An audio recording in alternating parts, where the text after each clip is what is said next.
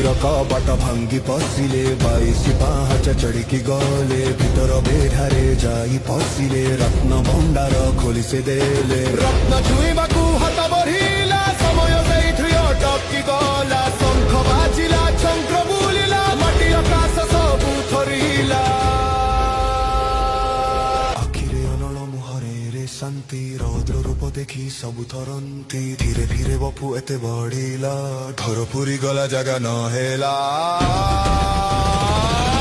ପ୍ରଭୁ ଚାଲୁଥାନ୍ତି ପାଦ ବଢ଼େଇ ଏଲିଏନ୍ ଦାଳ ଗଲେ ପଛେଇ ମନ୍ଦିର ବାହାରେ ପହଞ୍ଚି ଗଲେ ବିଷୟ ରୂପ ସବୁ ଦେଖିଲେ ଦୁନିଆ ବାହାରି ଏଲିଏନ୍ ମାନଙ୍କୁ ଦେଲା ଯେ ଯାଇ କି ଅବସ୍ଥା ହେଲା ସବୁ ଦେଖିଲେ ଜୟ ଜଗନ୍ନାଥ ବୋଲି ଡାକିଲେ